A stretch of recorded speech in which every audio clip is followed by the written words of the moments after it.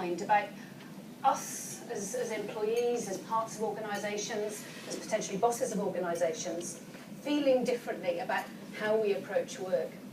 And that we're not thinking of it as something separate. So a phrase I, in fact, particularly dislike is work-life balance. Because actually, to me, work and life are all part of the same thing. They're all part of life, really. And there are always bits of my life that work well and bits of my life that work less well. But obviously, when all the bits of my life are working well, I feel better. I feel healthier, I feel happier, and I enjoy all of those other bits of my life better as well. So again, this is the background to where Engage for Success is coming from. What we try and do is give people the opportunity, the awareness, and the practical ability to make a difference to the place that they work in and to build better places to work at whatever level you're at. And that's always been the ethos across the 4 years that I've been involved. We still are very much a movement rather than any form of government committee or project. And that's absolutely how we consider ourselves, as a social movement whose material that we produce is available to all, and that people can come into the movement, contribute how they like, and potentially go out of the movement without having to go through hoops of membership, of any form of criteria for joining. And that's why we're starting to refer to people who are part of the movement as champions, champions for engagement, and the fact that there is a better way to work and a better way to build those places that we work in that will actually allow our organisations to thrive. They will be more productive, they will be more efficient, they will be safer, interestingly. But also for us as, oh, excuse me, that's my fault, not yours. We're okay now. They allow us as individuals to be healthier. That was my Fitbit going, that's my attempt for being healthier. But they do, it's proven that people who are engaged at work are those things. They are more productive, they are more efficient. Health and safety operates far more effectively in engaged organisations. In the last lot of work that we did around the evidence for engagement, health and safety in the organisations that are in the top quartile for an engagement was 62% greater than for those with disengaged staff at the bottom. And as we go forward into really a brave new world of work, we're looking at lots of trends that are starting to shape the way that work works. And I think it's quite possible that in 5 or 10 years' time, we aren't going to recognise work as what we've grown up with. It is going to look quite different.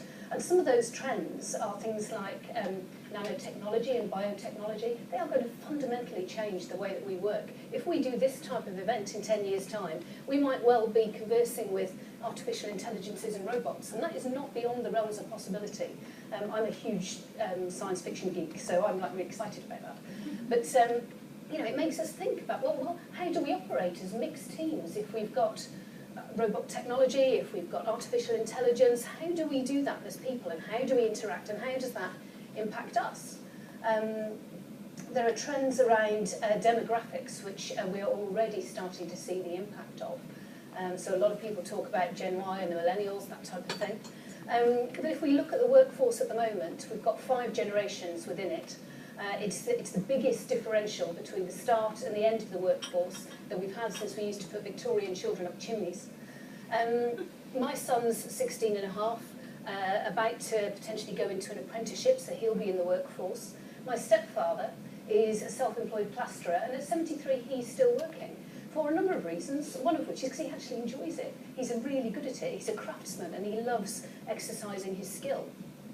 And that's something that we will see more and more of going forward. People are living longer, we're living healthier, and we actually want to continue to work, hopefully to do something that brings some meaning and purpose into our lives. And that's an element that is going to start to become more prevalent as organisations need to look at what actually gives people meaning and purpose in their lives. And we as employees need to think about it as well and say, well, okay, what actually does give me meaning and purpose in my life?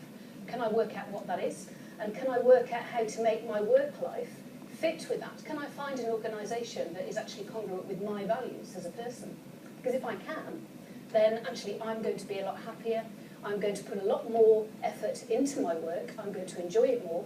The organisation that I'm working for will thrive. And the ecosystem that that organisation exists in, the societies and the economies that we all work in and live in, will also thrive. And so those are the principles behind what we do. We always come back to the 4 enablers of engagement. So the story of the organisation that you're in, do you feel a part of it? Are you able to influence it? Do you understand where the organisation's been, where it's going to? Is there a vision that leaders are able to bring you into and make you feel a part of? Are you able to articulate your feelings about the organisation? If you've got suggestions to improve it, is there a safe space for you to say that without feeling that you'll be jumped on for criticising? So is your voice heard within an organisation? As people, we're more demanding these days, and again, that's only increasing. We will expect to be heard. And are our managers and our leaders actually effectively engaging us? Do they have the skills to do that? Organisations are getting better slowly and realising that you can't just put people in a people management post and expect them to be able to do it. It is a skill that needs to be taught and can be learnt to at least some degree. So do your managers and leaders treat you as an individual? Are they able to give you the whole scope of what you're doing and focus you so that you can bring yourself to that task? Do they trust you to get on with it?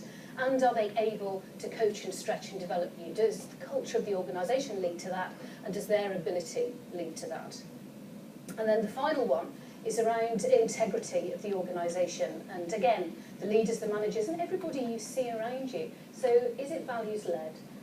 Are people in that authoritative position worthy of your respect? Do they earn your respect because of the way that they behave? So if there are values on the wall, which there are in most organisations, even if they're implicit, is the behaviour that you see around you congruent with those values? And so are you confident that you can trust the people in charge because what they say is actually mirrored in what they do? And those 4 things have remained stable since the original report that David and Nita wrote back in 2009, Engaging for Success. And there'll be some work out later in the year, and which takes it a stage further as well. So if you've got good management practice, you're perhaps looking through a lens like the 4 enablers, how do you take things further yet again so that your engagement journey continues and your organisation and your people remain healthy, happy, productive, efficient, and part of an ecosystem that is sustainable and isn't just driven by short-termism and elements like that. So that's a very sort of short encapsulation of where Engage for Success came from and where it is currently. And there's a lot of stuff on over this year around how we fulfil certain things that we want to do as an organisation. And one of those is grow our audience past our traditional core audience of HR and comms. And that's traditionally been where engagement has been thought to sit within an organisation. And you know, in the main, when you go into an organisation, that's commonly where people will be talking to you about engagement. My view, and certainly the view of a lot of people within Engage for Success, is that HR and comms are the people who are the subject matter experts in engagement, absolutely. But the responsibility for it sits within the business. And that's actually where Engage for Success's audience should be going now.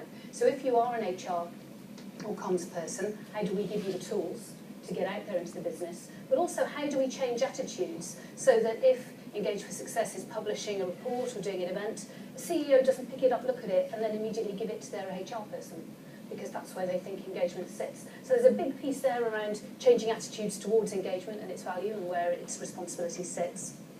There's also a piece around creative thought leadership and making sure that we're not only staying abreast of it, that we're driving it in this area. We should be the experts in this area.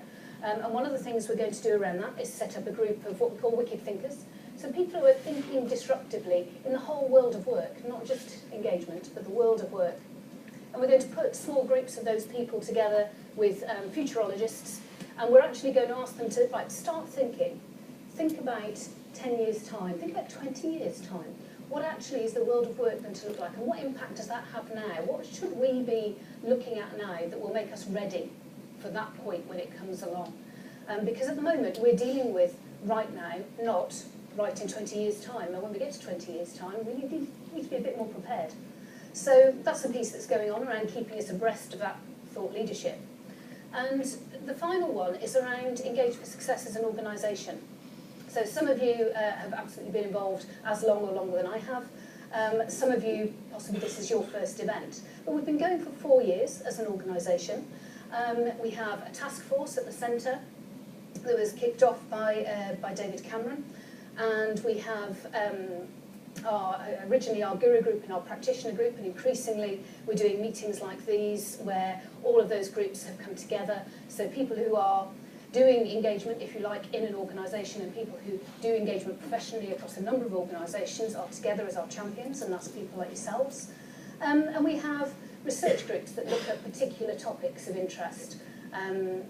So all of those people are engaged for success, and all the people who come in through the website, have a look at a case study and go away again, are part of that as well. So there's a key focus this year on how we help all of you to become more active, and whether that's more active in involvement with us, or whether it's more active in actually coming to something like this and taking away something concrete that you can do to change your organisation. Then everything that we do this year has got a real focus on making sure that it's easy for people to do that, to take away concrete things that they can use to change behaviour, to make a better place to work. And then the other thing that we want to do this year is we want to kick the tyres on a number of the ways that we work to make sure that actually it is going to be right for us, and to get us to that place that we want to be with the business paying attention and all of that. So do those structures that I've just mentioned, do they work? Do they need to evolve? What do we need to build on what we've already done to make sure that we can get where we want to go? And any of you who want to get involved in that, again, there'll be various sorts of polls. We will talk about it in meetings like this. So if anybody wants increased involvement, do actually come and talk to me, come and talk to Mez, come and talk to Tanya, who is over there. Richard is here from the core team. Mark is here from the core team. It's lovely to see you again, Mark. And so there's a number of people that you can come and talk to if you want further involvement in the direction of Engage for Success. And it is a movement, and a movement moves. It is dynamic, it evolves, and it grows, and it does that from within generally. And so our success is your success. So I'm going to stop waffling now and go and have a coffee at the back, and I'm going to hand back over to Tom and Doug.